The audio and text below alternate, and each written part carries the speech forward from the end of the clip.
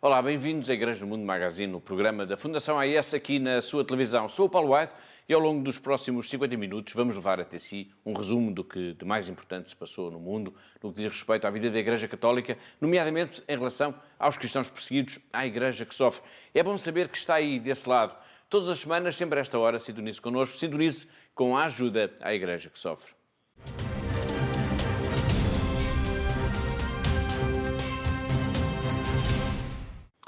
Começamos o programa de hoje com uma notícia extraordinária. Uma rapariga de apenas 15 anos de idade escolheu ficar prisioneira do Boko Haram, o terrível grupo islamita que tem espalhado o terror na Nigéria, a renunciar ao cristianismo. De todas as 110 adolescentes que o Boko Haram sequestrou de uma escola em Dapchi no passado dia 19 de fevereiro, Leah Sharidu é a única rapariga a continuar em cativeiro por se ter recusado a cumprir a única exigência, Catarina, que os terroristas colocavam: renunciar ao cristianismo. É verdade, Paulo. De facto, esta jovem, Leah, esta jovem cristã, esteve de facto a um passo de embarcar juntamente com as suas colegas, há dias, de embarcar e de regressar para junto às suas famílias.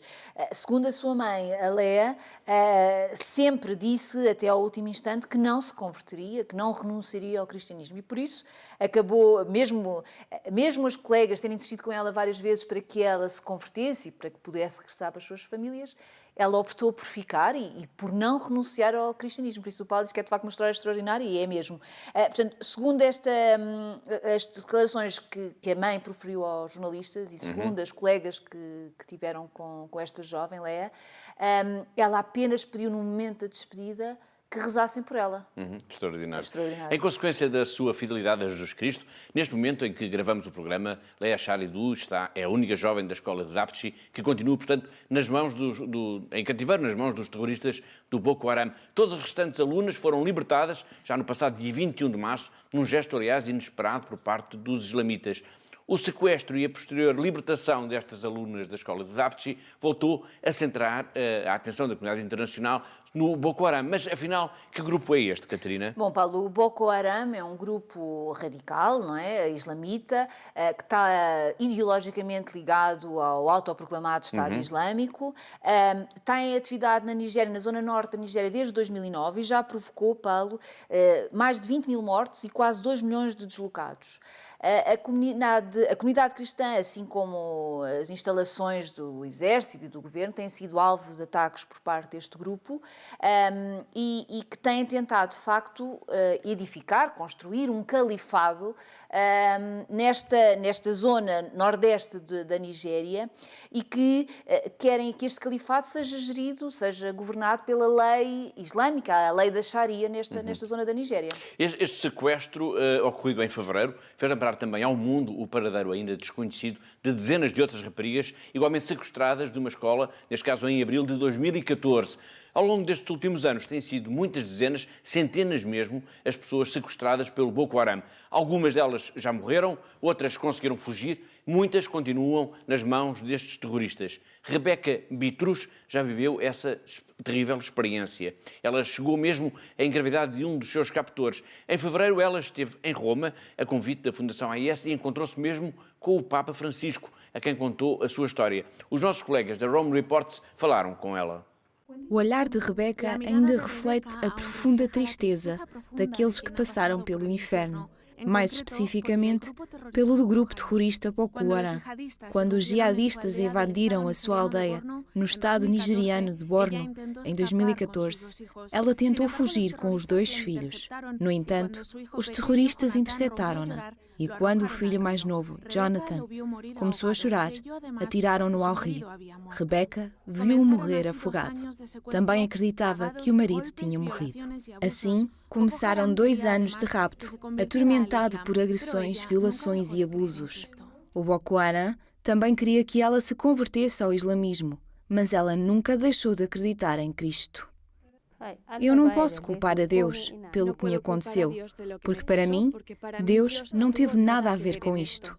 Depois de viver o que vivi nas mãos de Boko Haram, sinto-me mais perto de Cristo, de Deus. Sinto que fui a pessoa mais amada por Jesus em todo o mundo, porque depois de ter testemunhado a brutalidade de Boko Haram, a maneira como mataram e torturaram as pessoas, se ficamos prisioneiros deles, só Cristo é que nos pode salvar. Como consequência das violações, ficou grávida de um dos seus raptores. Aceitar o pequeno Ibrahim, lembrança viva daquele cativeiro, não foi nada fácil para Rebeca. Naquela época, eu não queria o meu filho. Eu não queria tê-lo comigo. Mas quando me libertaram, houve pessoas boas que me ajudaram a aceitá-lo e a amá-lo. E agora, o menino está a crescer no caminho da fé. Rebeca e os filhos conseguiram escapar, aproveitando a confusão num ataque do exército ao campo, onde estavam escravizadas. Depois, conseguiu reunir-se com o marido, que também sobreviveu. Apesar do horror do cativeiro, Rebeca perdoou e está grata a Deus pelas pequenas coisas do dia a dia. O sofrimento pelo qual passei enquanto estive raptada pelo Boko Haram, obviamente não foi uma coisa boa, porque não é desejável para ninguém. Mas agradeço a Deus que, depois de ter sido libertada, sou capaz novamente de dormir, comer, beber, rezar, fazer coisas boas, coisas que são positivas e boas. Rebeca participou em Roma no evento que iluminou de vermelho o emblemático Coliseu e que serviu para chamar a atenção para a indiferença em relação aos cristãos perseguidos, aqueles que têm um nome, um rosto e uma vida, como a própria Rebeca.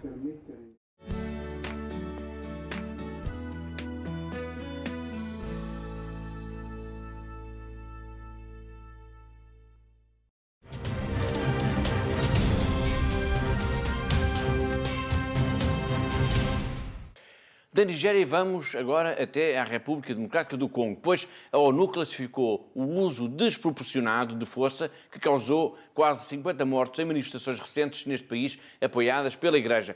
Trata-se, Catarina, de um relatório taxativo que não deixa margem para quaisquer interpretações. Sem dúvida, Paulo. E este documento da ONU fala mesmo do uso ilegal, injustificado e desproporcionado da força por parte dos agentes das autoridades, portanto, da polícia e das Forças Armadas, que estão sob a alçada do presidente Kabila. Portanto, todos estes protestos que têm acontecido têm sido contra a manutenção do Joseph Kabila, do presidente, no poder, uma vez que o seu mandato já terminou em dezembro de 2016. Em resultado da violência repressiva das autoridades, já se contabilizaram, só nas últimas manifestações, no final do ano passado e já no início de 2018, 47 mortos e largas dezenas de feridos, tal como já aqui também referimos no nosso programa. Mas o relatório da ONU diz também que as autoridades procuraram esconder estes factos. É verdade, Paulo. De facto, este relatório das Nações Unidas revela que, de facto, as autoridades têm tentado encobrir todos os factos da sua própria atuação, não é? E existem indícios de que os serviços de segurança congoleses teriam procurado simular a sua própria atuação, removendo, por exemplo, os corpos das vítimas antes dos observadores internacionais, portanto, obstruindo desta forma o trabalho dos observadores internacionais que estão presentes neste país.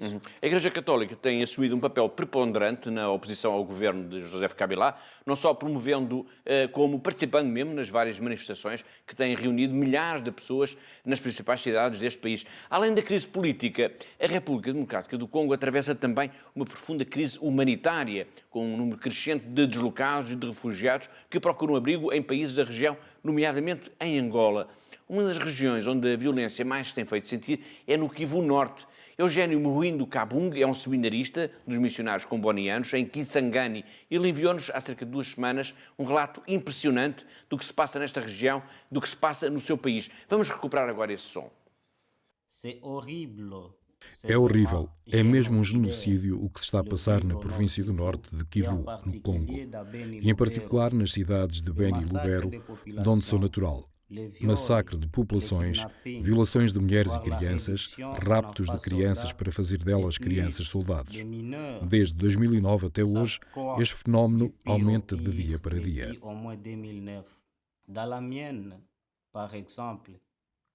Na minha família, por exemplo, em menos de um ano, perdemos 4 membros, todos eles raptados e deles não há notícias. O mais certo é que foram mortos à machadada ou com machetes ou com outro tipo de armas brancas nas florestas vizinhas.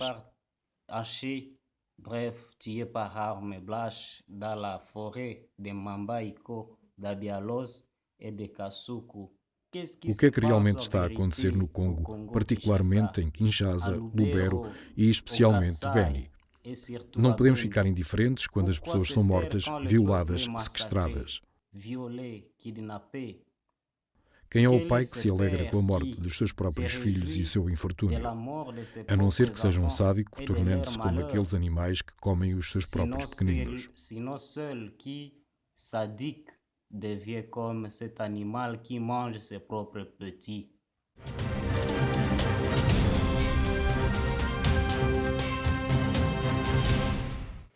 Um outro país africano onde a Igreja desempenha um papel essencial na promoção das populações, no combate aos grupos radicais e na construção da paz é a República Centro-Africana. Desde há 2 semanas que temos vindo a escutar por aqui o padre Gaetano Cabacha, que está a estudar em Espanha, mas que pertence à Diocese de Bangassou.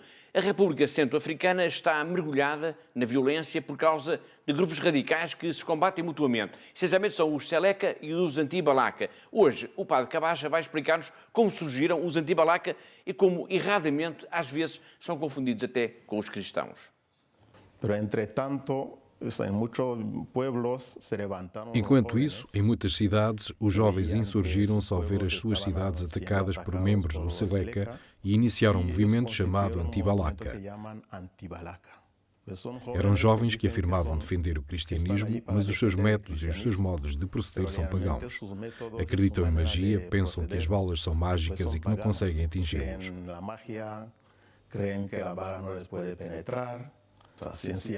São essencialmente grupos de jovens sem instrução que se reuniram e procuraram uma identidade comum de modo a atuar e a aumentar as suas fileiras.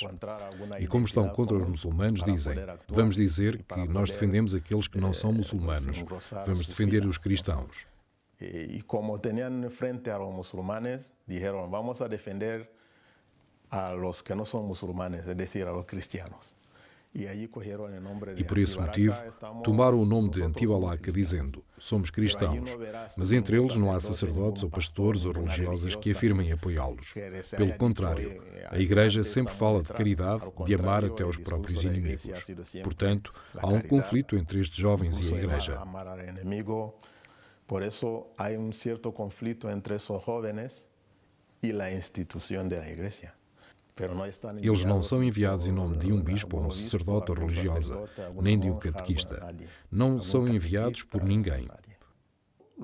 O que era uma iniciativa legítima para proteger o país, converteu-se numa sangrenta batalha de limpeza étnica, tribal e religiosa. Começaram por matar todos os muçulmanos que encontravam no seu caminho e tudo isto se transformou num grande caos. Começaram a matar a todos os muçulmanos por el caminho e aquilo se convirtiu já em um caos total.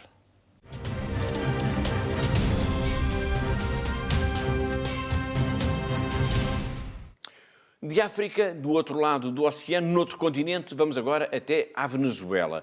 A repressão social e a crise económica colocaram este país na lista negra da Comissão Interamericana dos Direitos Humanos. O relatório anual da Organização dos Estados Americanos, a OEA, destaca, Catarina, as violações dos direitos humanos neste país que já foi tão rico, mas onde agora se vive uma pobreza extrema. É verdade, Paulo, e de facto o relatório, e vou ler exatamente o que é que o relatório diz, que já foi publicado agora há dias, e o relatório diz que o grave enfraquecimento da institucionalidade democrática, o alarmante aumento da repressão do protesto social e da liberdade de expressão, assim como a violência e insegurança dos cidadãos e a grave crise política, económica e social que atravessa a Venezuela, exigem uma atenção especial e colocam, de facto, este país nesta lista negra desta Comissão Interamericana dos Direitos Humanos. Segundo esta Comissão, os atropelos persistentes, assim como as sistemáticas e alarmantes restrições nos direitos políticos e civis na Venezuela, afetam essencialmente as minorias e os grupos mais vulneráveis e vêm a sublinhar as tomadas de posição e alertas da Igreja Católica. Exatamente. A Igreja Católica tem feito, ao longo dos últimos tempos, tem tomado uma posição muito frontal com o governo e com o poder e tem denunciado, de facto, esta crise gravíssima que a Venezuela está a viver e tem também falado e posto a público a incapacidade política de resolver estes problemas. Portanto, e fala ainda, o cardeal Urosa Savino pedia gestos concretos, ainda há pouco tempo ele pedia gestos concretos face ao número crescente de pessoas sem acesso tanto a alimentos como a medicamentos, o que tem provocado de facto uma quantidade enorme de pessoas que estão a morrer por falta de assistência e ele ainda denunciava revelava que havia muitas pessoas que diariamente tinham que procurar, de facto, alimento no lixo, porque não havia outra forma de sobreviver. Esta situação terrível em que a Venezuela está mergulhada já mereceu, em setembro do ano passado, palavras fortes de denúncia de Dom Raúl Castillo, o bispo de Guaíra, que participou em Fátima na peregrinação internacional da Fundação AIS. Vamos agora recuperar o essencial das suas palavras. Nos últimos anos, estamos vivendo processo. Nos últimos anos, estamos a viver um processo de forte centralização das indústrias e confiscação de todas as propriedades privadas. O governo diz que quer trabalhar para melhorar as condições dos pobres. Mas a verdade é que nestes últimos anos estamos a viver uma forte crise que muitos têm chamado uma crise humanitária, uma crise porque não temos suficientes alimentos, medicamentos. Muitos têm chamado uma crise humanitária, uma crise porque não temos suficientes alimentos, medicinas, insumos. O país, nesta forte crise, o país, nesta profunda crise, quer avançar, mudar o modelo económico, o modelo político. Só que o governo, presidido pelo presidente Maduro, tem suspendido as eleições que deveriam ter sido realizadas no ano passado. O presidente Maduro tem suspendido as eleições que tinham que ser feitas no ano passado. Este ano convocou a uma constituinte. Este ano convocou uma Assembleia Constituinte com bases que excluíam que não eram igualitárias. Neste momento temos uma grave crise política, social e económica. A Igreja está preocupada sobretudo pela crise social, pela crise económica, porque temos muitos pobres e nesta pobreza uma miséria de muita gente que está a sofrer com a fome, que está a morrer porque os doentes não têm medicamentos e nesta forte crise até o Papa Francisco, recentemente na viagem à Colômbia, apelou para que se encontrem as condições para a solução da crise, sobretudo económica e política. Ha chamado a procurar as condições para buscar as soluções à crise, sobretudo económica e política. A Igreja está acompanhando. A Igreja acompanha o povo que sofre. Os nossos párocos, os nossos padres estão nas favelas, estão nas paróquias, moram entre o povo, sofrem os mesmos problemas que sofrem os cidadãos comuns e, por isso, nós podemos falar na grave necessidade que as pessoas estão a sofrer para conseguir alimentos, para conseguir medicamentos, para conseguir trabalho, porque muitas indústrias estão fechadas. Para conseguir os alimentos, para conseguir as medicinas, para conseguir trabalho, porque muitas indústrias estão fechadas, algumas confiscadas pelo governo. Umas interditadas pelo governo, outras porque não têm condições para produzir com a grande inflação que há. Temos um grande problema. Temos um grande problema e nós, como Igreja, sacerdotes, religiosas, bispos, temos de falar desta situação e, sobretudo, estar perto das pessoas e ser a voz daqueles que não têm voz. Sendo também a voz daqueles que não têm voz.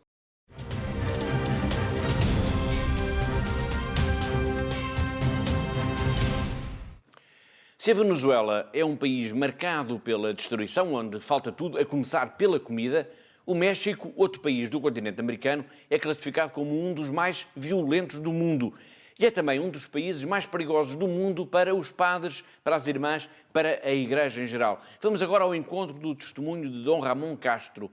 Ele é embaixador da Santa Sé, já esteve na Zâmbia, já esteve no Malawi e em Angola. E agora está no México, onde diz é a voz dos que não têm voz. Dom Ramon esteve agora em Paris, onde participou na Noite dos Testemunhos, uma iniciativa da Fundação AIS. No México atravessamos um período muito sério de violência e insegurança. O ano de 2017 foi o mais violento dos últimos 20 anos.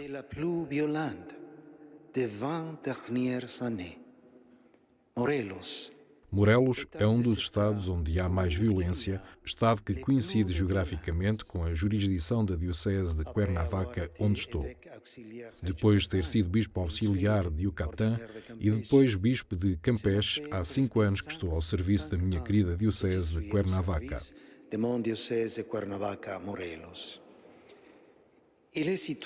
Tem 113 paróquias e quase 2 milhões de habitantes. Situa-se entre a nossa capital, Cidade do México, e o estado de Guerrero, que é também um estado onde há muita violência. Recordam-se talvez do triste e célebre caso dos 43 estudantes que foram raptados de Guerrero. Dos 85 grupos criminosos do país, 80 situam-se aqui.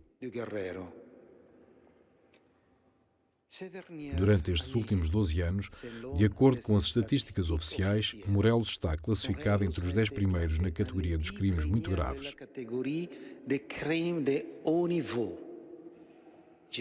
Devo sublinhar o facto de estas estatísticas serem as que são oficialmente publicadas.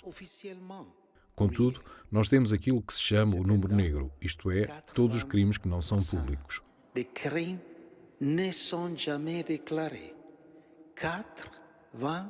Segundo as investigações oficiais, 80% dos crimes nunca são declarados às autoridades por desconfiança e medo da própria polícia e devido à corrupção nos tribunais.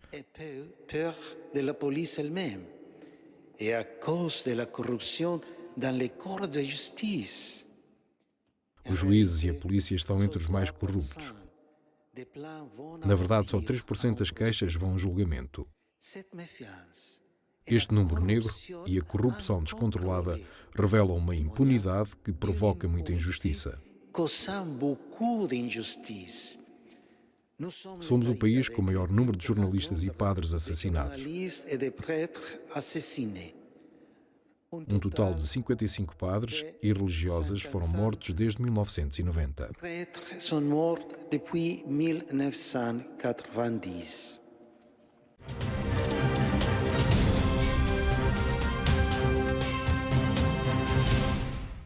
De embaixador para embaixador, do Núncio Apostólico do México para o Núncio Apostólico em Damasco, na Síria, Mário Zenari. Temos outro trabalho dos nossos colegas da Rome Reports com este e outros parlados, como o cardeal Gualtiero Bassetti, que é o presidente da Conferência Episcopal Italiana e que fazem, Catarina, uma denúncia do caos tremendo em que se transformou este país. Precisamente, Paulo, quando nós vemos e assistimos a que a opinião pública está tão envolvida e tão preocupada em discutir esta questão dos combates que continuam a flagelar estas cidades, tanto o cardeal Bassetti como o Núncio Apostólico em Damasco vêm afirmar que hoje, na Síria, morre-se mais por falta de assistência médica do que propriamente pelas bombas que continuam a cair na cidade, no país. E isto vem demonstrar, de facto, a importância do trabalho de instituições como a Fundação AIS, este trabalho que está a ser desenvolvido juntamente com as instituições da Igreja que estão no terreno e que são extremamente importantes porque, de facto, o que falta neste momento é ter esta assistência básica diária às populações que estão a sofrer, não é? Obrigado, Catarina. Vamos então ver o trabalho dos nossos colegas do Rome Reports, agora que, em março, a Síria completa 7 anos de conflito, 7 anos de guerra. Mais uma vez, o mês de março marca um triste aniversário. Há já 7 anos que a Síria está em guerra, um conflito com demasiados grupos envolvidos e cujas consequências foram sofridas e continuam a ser sofridas pelas mesmas pessoas, mulheres e crianças. Sem solução à vista e à luz do constante sofrimento de milhares de pessoas inocentes, a Igreja tem-se confrontado com esta questão. Diante deste cenário, questionei muitas vezes o que é que a Igreja pode fazer para defender o património precioso e a fragilidade da paz e para proteger a dignidade humana. A resposta lançada pela Conferência Episcopal Italiana, a Fundação AVSI e outras organizações é a oferta de tratamento gratuito a 40 mil pacientes durante 3 anos. Graças à iniciativa Open Hospitals, 2 hospitais em Damasco e 1 em Alepo beneficiarão desta ajuda. É um raio de esperança para milhares de feridos de guerra e muitos outros que, enfrentando a escassez resultante do conflito, têm de tomar decisões drásticas como escolher entre pagar ao médico ou comer.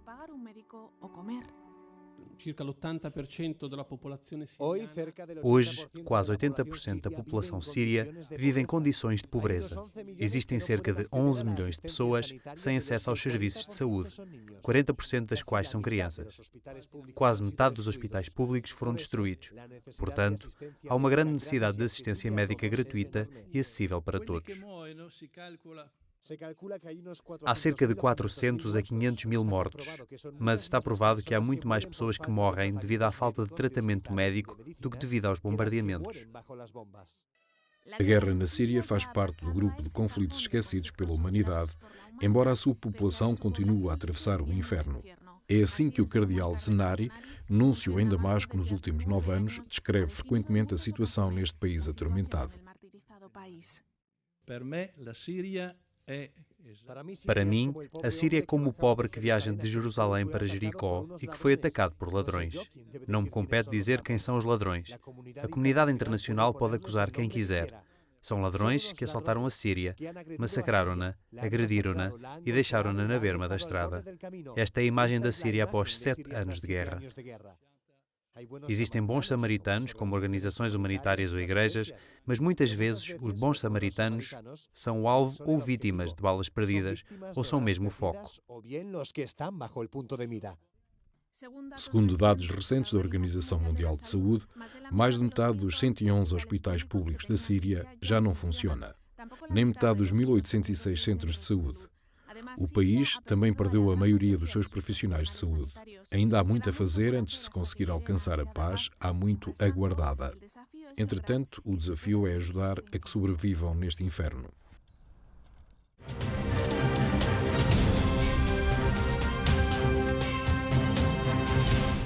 Síria, um retrato impiedoso de um país dilacerado pela guerra. Síria é também neste país, perto da fronteira com o Líbano, na vila de Cara, que vive a nossa bem conhecida irmã Miri, a jovem portuguesa que nasceu perto do Milharado, uma aldeia ali na região oeste. Hoje esta religiosa portuguesa, que já vive na Síria há um bom par de anos, vai lembrar-nos os tempos em que este era um país pacífico, onde se vivia em paz, onde não havia, por exemplo, assaltos.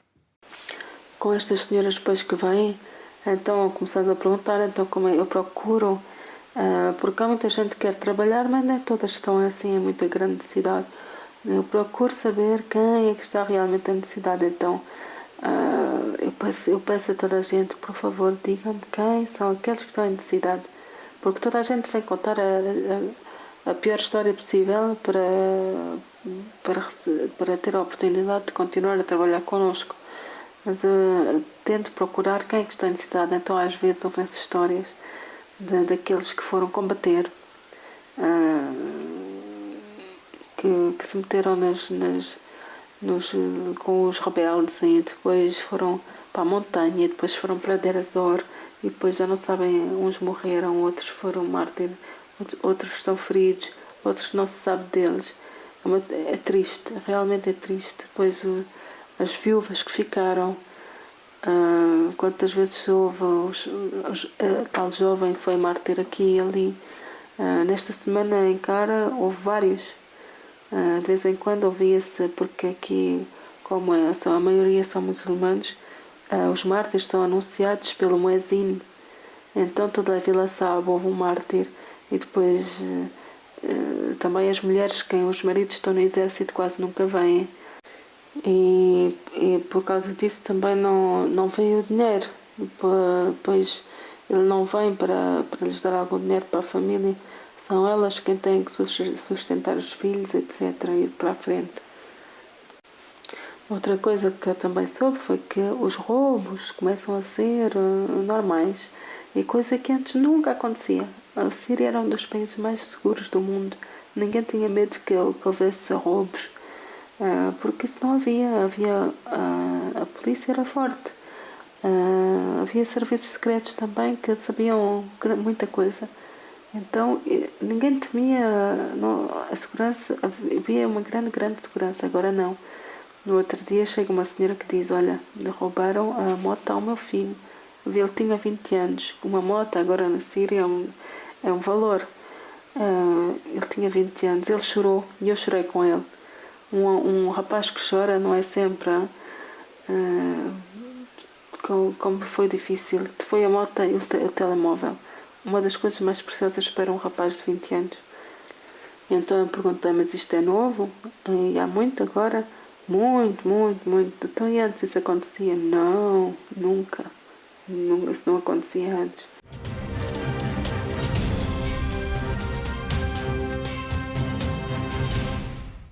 Da Síria vamos agora até ao Paquistão. Vamos ao encontro de Asia Bibi, a cristã condenada à morte por blasfémia e que foi agora autorizada a possuir um objeto religioso na sua cela. Trata-se de um terço oferecido pelo Santo Padre, que lhe foi entregue em mãos pelo marido e por uma das filhas. Esta é, em síntese, a história da semana que a Petra Rocha nos vai contar já de seguida. Dia 12 de março, as guardas femininas da prisão de Multan avisaram Asia Bibi, 53 anos, para se preparar, pois tinha visitas.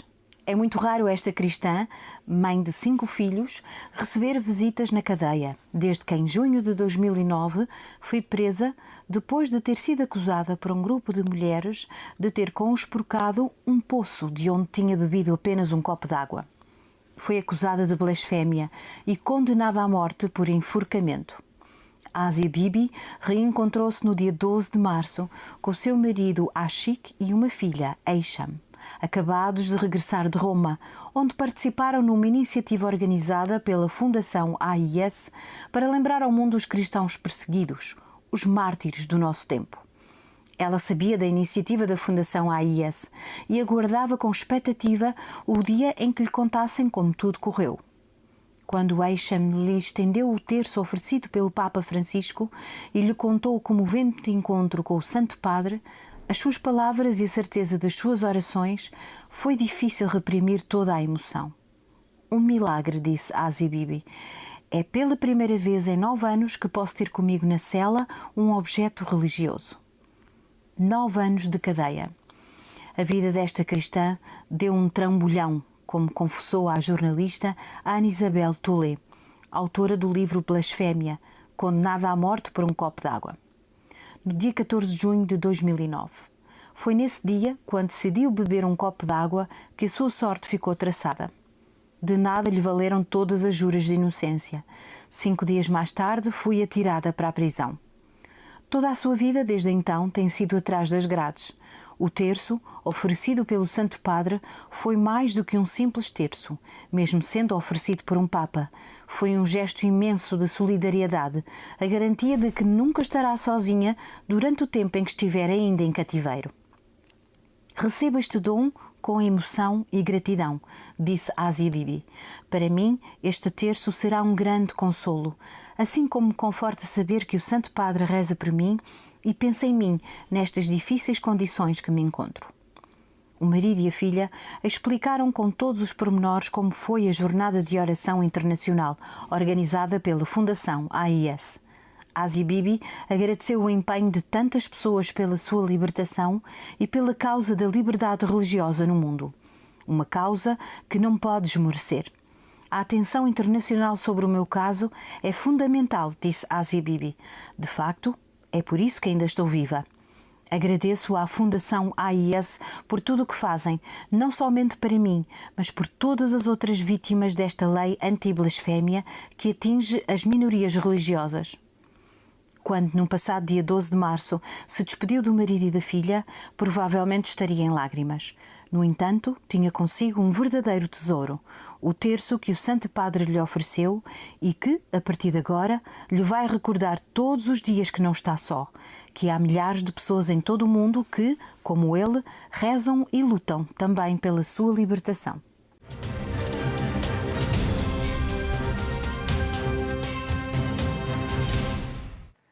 O Paquistão tem uma história comum com a Índia. Ambos fizeram parte do chamado Império Britânico. Depois da independência do reino de Sua Majestade, ambos os países fizeram o seu caminho, por vezes difícil, por vezes violento, muitas vezes até de costas voltadas, de afirmação da sua identidade. Para os cristãos, tanto no Paquistão como na Índia, os tempos têm sido difíceis. Em ambos os países, os cristãos são minoritários e têm conhecido histórias de perseguição, de violência e de dor. Asia Bibi representa, de certa forma, os cristãos perseguidos no Paquistão, onde a maioria da população é muçulmana. E na Índia, como é? O padre Prem Prakash e Dom William de Souza vão agora explicar-nos o que significa ser cristão neste enorme país de maioria hindu. Vão explicar-nos o que significa ser um Dalit, o que significa ser cristão e não ter quaisquer direitos.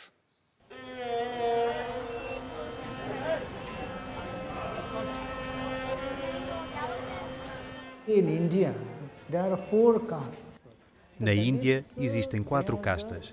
Os Dalits são a camada mais baixa.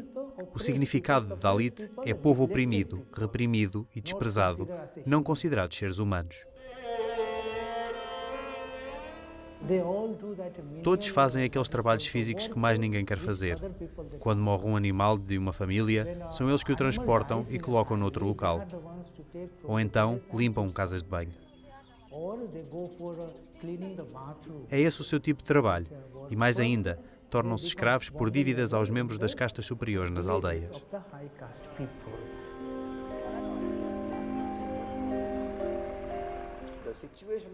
A situação dos Dalits numa dada aldeia é muitas vezes deplorável.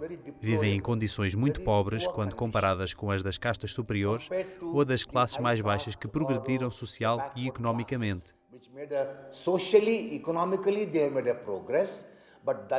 Mas o status dos Dalits não cristãos mantém-se mais ou menos na mesma.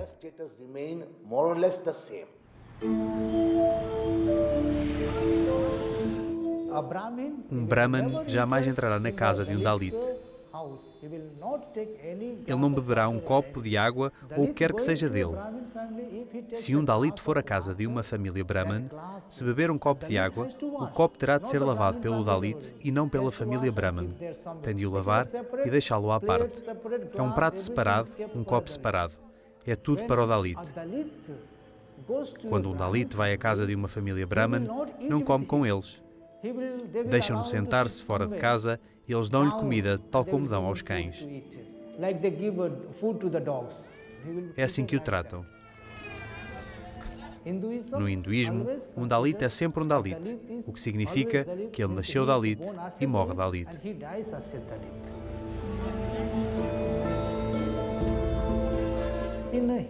No hinduísmo, um Dalit não pode ser sacerdote hindu, não é permitido. O culto é somente para os membros das castas superiores. Os Dalits ficam de pé num canto e não podem aproximar-se do local de culto pelo facto de serem intocáveis.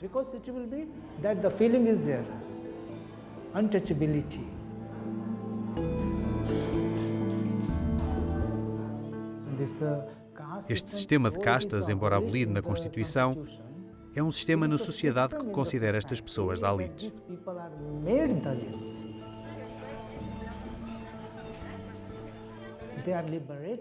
Com o cristianismo vem a sua libertação, porque o cristianismo dá-lhes educação, alimento, estatuto social para subirem na vida. Principalmente educação, através da qual os Dalits cristãos, que abraçaram o cristianismo, sobem na vida.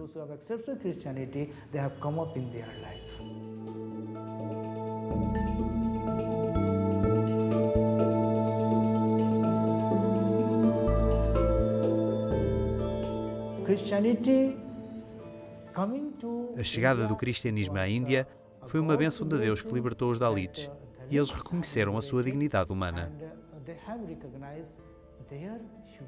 60% dos cristãos da Índia são Dalits, que vivem em extrema pobreza e esquecidos neste canto do mundo. Vamos ajudá-los?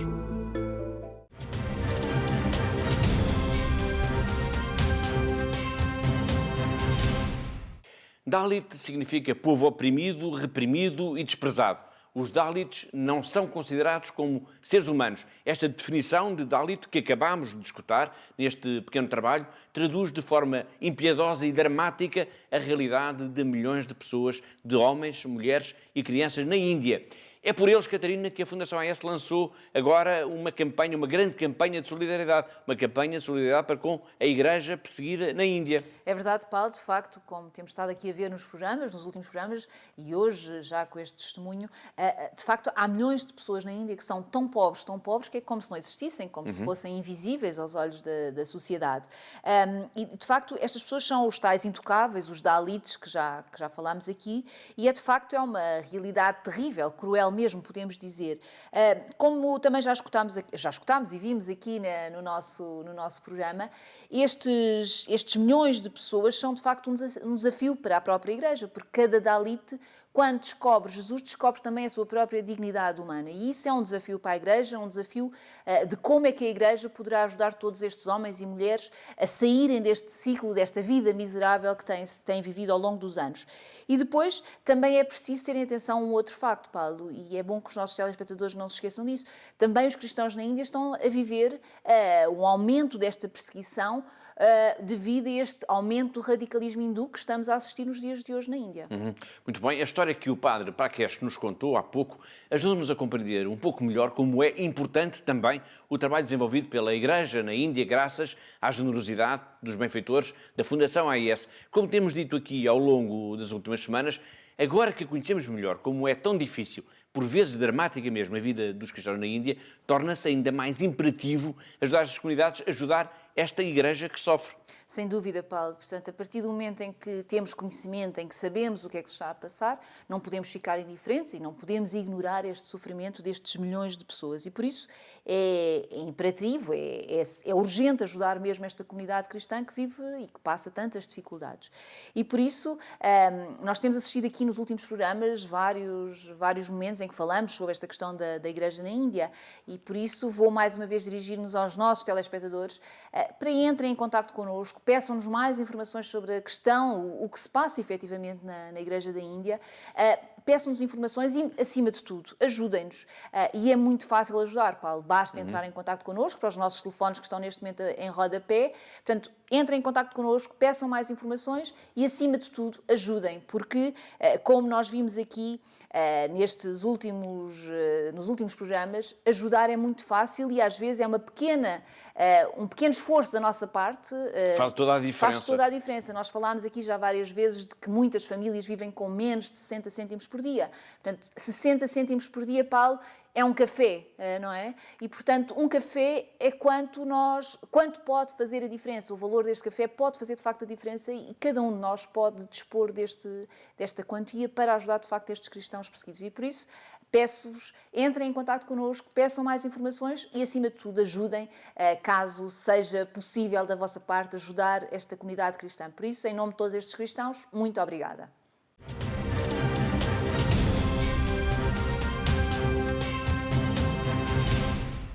Falámos da Índia, onde os cristãos são tantas vezes ameaçados por grupos radicais hindus. Falámos do Paquistão, onde a lei da blasfémia continua a ser uma ameaça para os cristãos e todas as minorias religiosas. A Asia Bibi, cuja história aqui recordámos, é um exemplo de como a vida de um cristão pode valer tão pouco neste país. Falámos da Venezuela, onde a Igreja tem sido uma poderosa voz da denúncia de um regime que empobreceu o país, que está a provocar a fome a milhões de pessoas.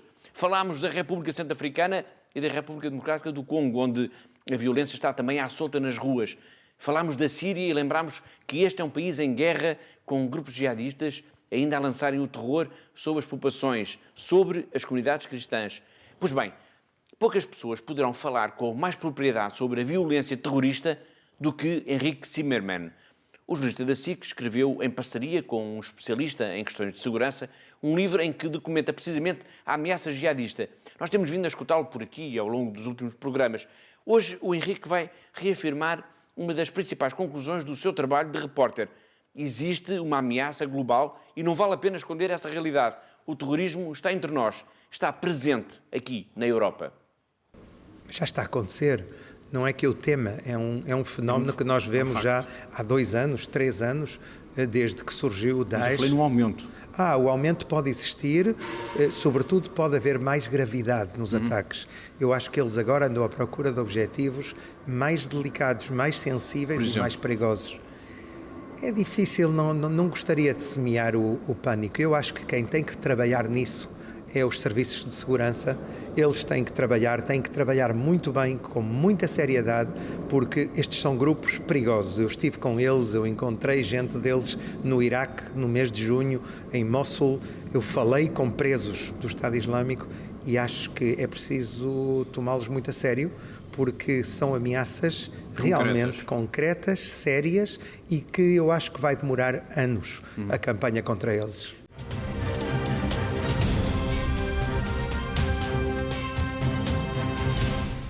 Ameaça global, ameaça terrorista e Portugal. Está ou não na mira dos grupos radicais, dos grupos terroristas? Na próxima semana, o jornalista Henrique Zimmermann vai dar-nos a resposta a esta pergunta.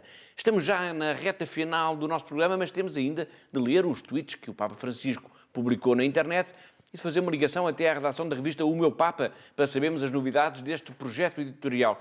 Mas para já vamos retomar Uma viagem que começámos por aqui há cerca de 2 semanas e que nos está a levar ao encontro do mais pequeno exército do mundo. Estou a falar, claro, da Guarda Suíça, que há 512 anos tem como missão principal proteger o Santo Padre. Hoje vamos ao encontro de Didier Grandjean, que é um suboficial e que, como nos vai contar já de seguida, considera que o dia do juramento foi dos mais belos de toda a sua vida.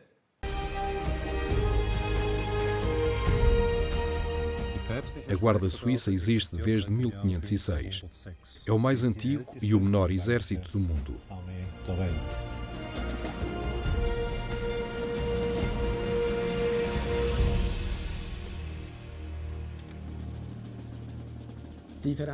A prestação de juramento de um guarda em 6 de maio é, sem dúvida alguma, o momento mais importante da sua carreira como Guarda Suíça Pontifícia.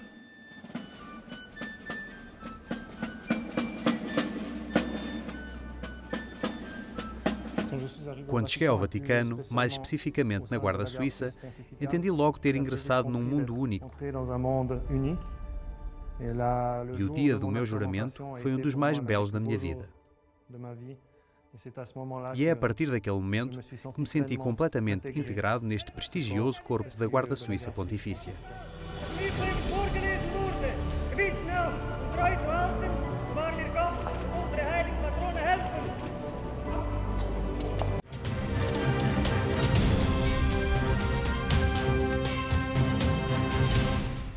Didier Grandjean tem como missão defender, proteger o Papa. Sempre atento a tudo o que diz respeito ao Santo Padre, seguramente que este suboficial deve ler todos os dias os tweets que o Papa Francisco publica na internet. Tweets que vamos ler também já de seguida.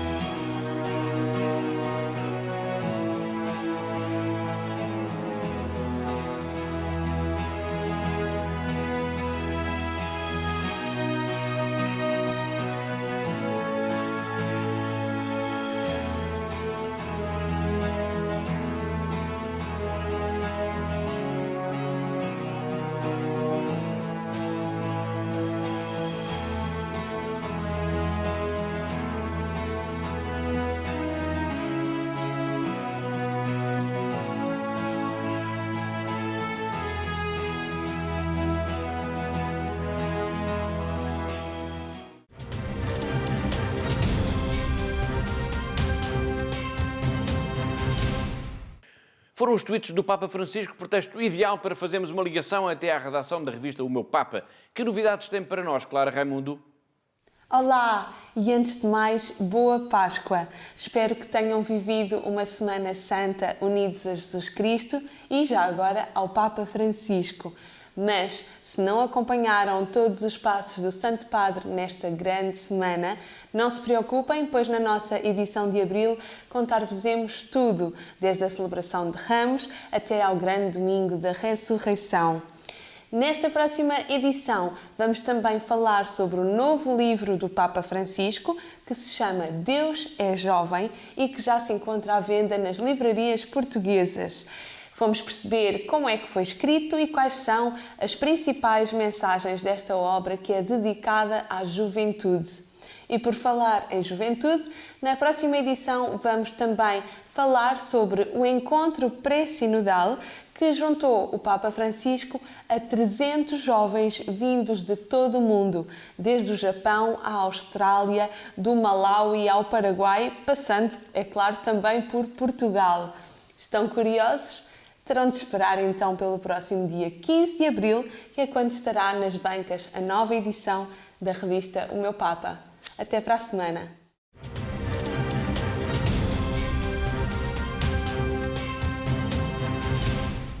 Obrigado, Clara, e até para a semana. Na semana passada iniciámos por aqui uma nova secção do nosso programa. É o Bible Challenge, o desafio da Bíblia. Trata-se de uma iniciativa dos nossos amigos do jornal Voz da Verdade, o semanário diocesano do Patriarcado de Lisboa. Na semana passada, Dom Manuel Clemente leu-nos a sua passagem favorita da Bíblia e passou o repto a João Pedro Tavares, que é o presidente da ACEG.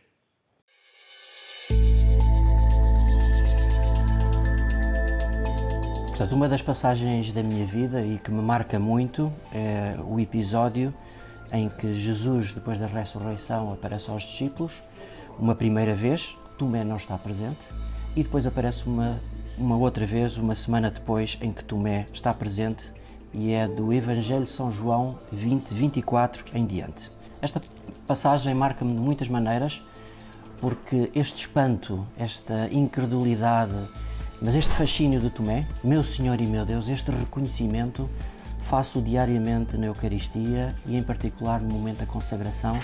Também eu repito, meu Senhor e meu Deus. Mas também outros temas. Faço-me presente, faço a composição do lugar, imagino esta comunidade reunida. Tomé não estava no meio deles, estava ausente. E de que forma é que nós, no nosso trabalho, no nosso dia-a-dia, confiamos nos nossos amigos quando nos dizem: vimos o Senhor, estive com Ele, fez-se presente na minha vida. De que forma é que eu tomo essa alegria partilhada para a minha vida e não me ponho com exigências? E por fim, também um outro aspecto que me marca muito é o facto de muitas vezes, e talvez erradamente, dizermos: sou como ao São Tomé, ver para crer. E eu creio que o aspecto fundamental é o facto de nós estarmos ausentes da comunidade, estarmos ausentes dos outros, seguirmos o nosso caminho, seguirmos as nossas escolhas e depois, mais tarde, vimos fazer exigências. Eu preciso de ver, eu preciso de pôr o dedo, eu preciso disto e daquilo. E nas nossas empresas, nos nossos trabalhos, também fazemos as nossas exigências porque seguimos os nossos caminhos, seguimos as nossas decisões, afastamos dos outros. E se um dia quisermos dizer sou como ao São Tomé, que digamos: porque em meu tempo na minha vida não estive presente no momento certo e na altura certa. E por isso me afastei. E que saibamos ser abertos, despertos e assombrados por esta presença de Deus que se faz presente todos os dias da nossa vida e saibamos dizer: meu Senhor e meu Deus. E agora queria desafiar a minha amiga Isabel Figueiredo. Obrigado.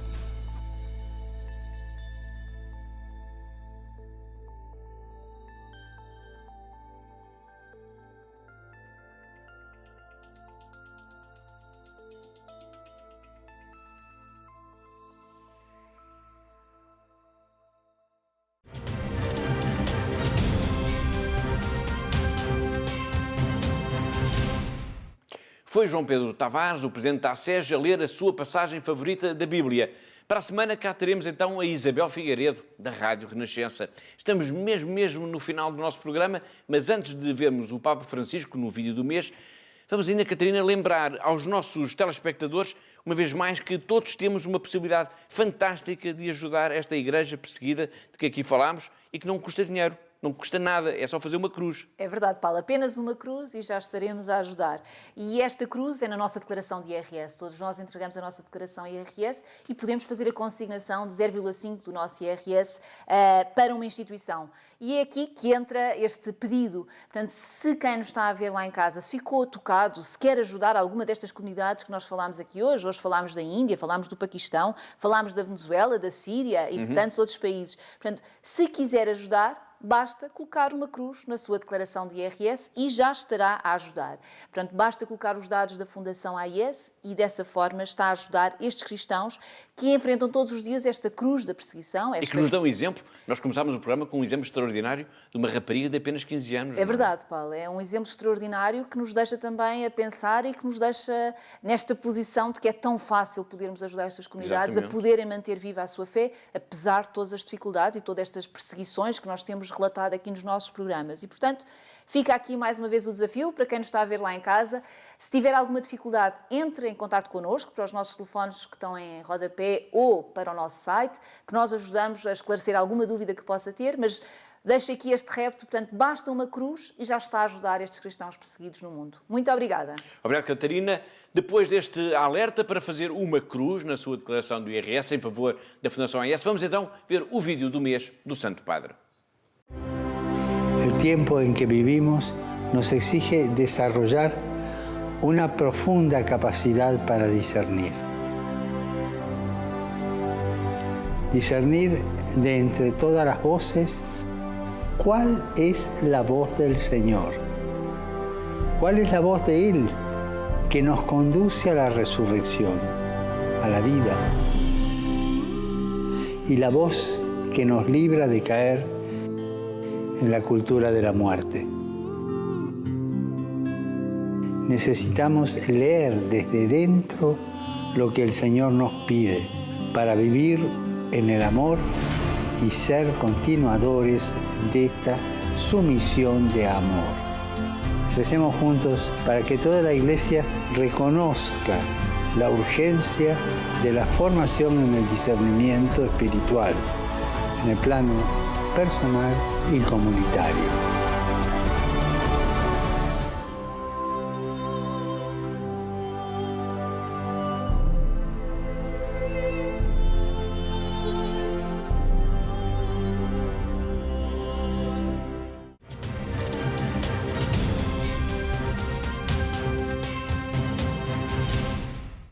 E assim, com este alerta do Papa Francisco, chegamos ao fim de mais um Igreja Mundo Magazine, o programa da Fundação AES aqui na sua televisão. Em nome de toda a equipa que pensou, produziu e levou até si este programa, despeço com amizade, até à próxima semana, até ao próximo Igreja Mundo Magazine, se Deus quiser.